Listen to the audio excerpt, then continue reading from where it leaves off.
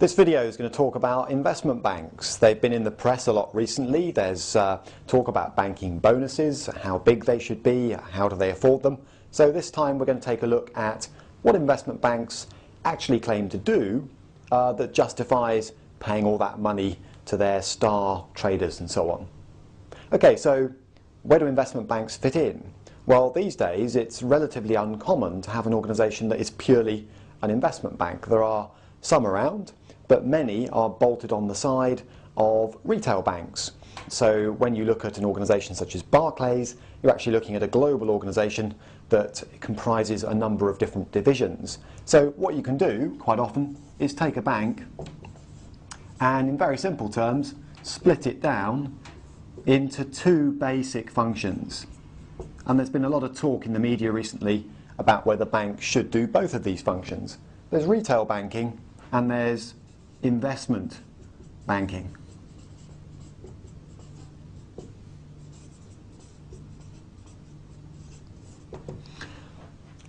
Now, it is possible to get banks that just do one or the other. Goldman Sachs is largely an investment bank, as is JP Morgan, but the likes of Barclays, HSBC actually do both. They didn't always, but these days they do both. So first of all, before we look at this one, what's the difference? Well, retail banking is the bread and butter of banking in many ways. This is organising mortgages and loans for retail investors, businesses and the like, and also organising savings accounts for people with spare cash. So on the one side, retail banks take money in from investors who've got capital that they want to leave safely tucked away in a bank for a while, and they also lend it out to people wanting loans and mortgages. And ideally over here, in simple terms, you want to give away, as a bank, less to your savers than you grab from your borrowers. That way you make a profit. However, that's often seen as a little bit low risk, a little bit unsexy, albeit it's fairly safe, solid cash flow generating business. So investment banking is often perceived as the higher risk, sexy bit of the industry. And this is where the much higher margins are made. There is much more money potentially in investment banking, but there are risks associated with it. So in this video, we're going to steer away from retail banking and take a look at investment banking. And we're going to look at 5 basic bread and butter activities that many investment banks would claim sit at the heart of what they do and justify some of those big bonuses being paid at the moment. Whether or not they do justify the bonuses is another question for another video, but nonetheless it's these activities that tend to attract all the headlines. So what are they? Let's take a look at 5.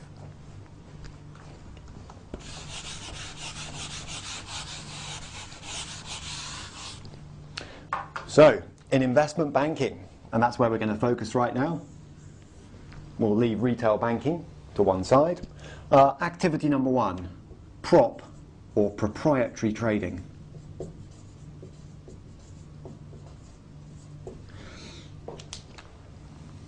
Prop or proprietary trading. Now, just like I can take my own money out of my own bank account and gamble it on the horses, spread betting, investing in shares, property, whatever I like, investment banks can do the same. They have their own funds. They also raise money from investors, of course, but they have their own funds, and those can be gambled, often in spectacular amounts, to make the bank money. So banks employ teams of traders to bet on currencies, commodities, bonds, and so forth. And if they get it right, they make money, like any good gambler would. Their aim is to employ the best gamblers in the market, if you like, and therefore outwit everybody else trying to do the same thing. And that activity, gambling the bank's money in order to make money, is known as proprietary trading. The second activity, market making.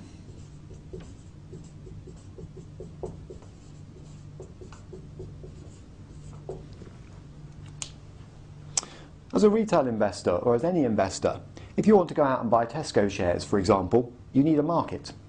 And that market is provided by organisations such as the London Stock Exchange.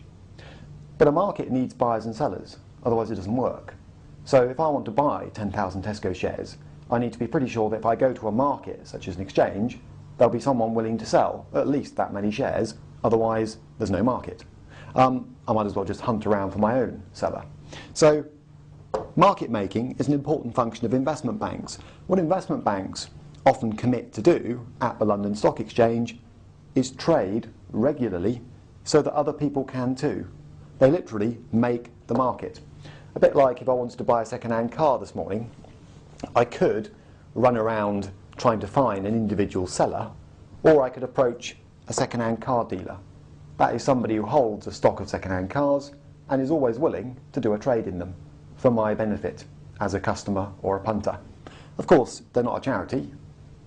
They try to make money out of it, but market making at a stock exchange is another important function of an investment bank.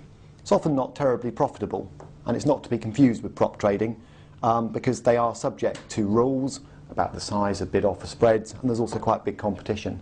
So there might be a dozen banks all competing to make a market in a particular share at the London Stock Exchange, and that competition can narrow spreads right down. Nonetheless, quite an important function, and quite a few banks like to be seen to be acting as market makers. It's a kind of prestigious, good PR thing to do. Number 3, M&A, or M&A advisory. Mergers and acquisitions. The people actually doing the deals, merging with each other or buying each other, are usually companies. So you might find that in the airline industry, you have one company merging with another or taking over another, for example. The banks make a decent fee out of advising those companies. So a predator, as they're known, might want to buy a target. It might approach a Goldman Sachs, for example, and say, right, we need some advice. We need some advice on the timing. When should we go for the deal? We need some advice on how to structure it. Is it going to be a cash deal? Are we going to try and buy using something else? We need some help with the regulators. What are the documents we need to get sorted out? We need some help screening the target, due diligence as it's called, making sure we know what we're buying, and so on. We also need some help publicising it. So all of those jobs you can parcel off to an investment bank, and they generally take a cut of the size of the deal, if you like. So the bigger the deal, the more the bank will earn. They also do something else, which is similar in a way, but I'm going to call corporate events.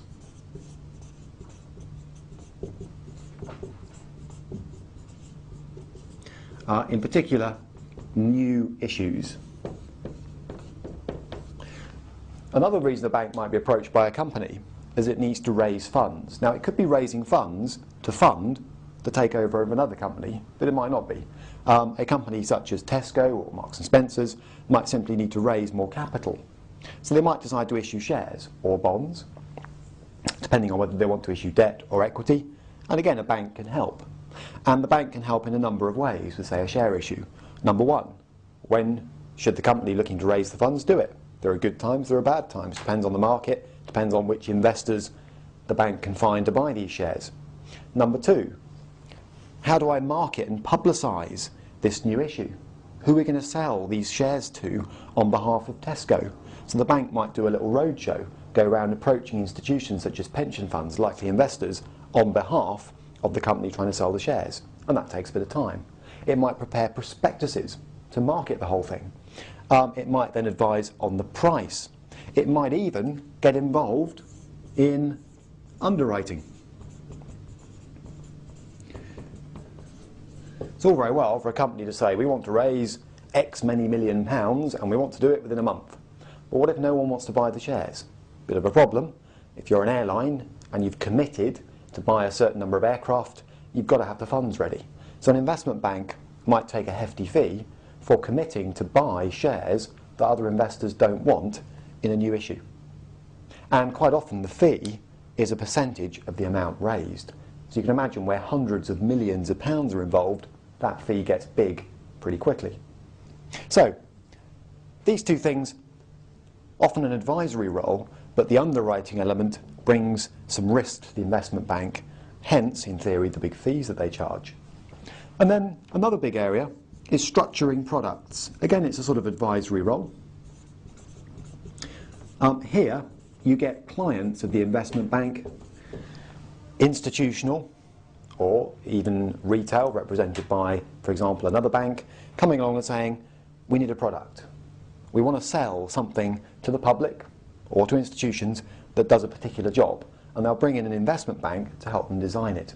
So, for example, you may have come across those products. At Money Week, we're not desperately keen on them, called structured products that say things like, as an investor, give us your money for 2 years.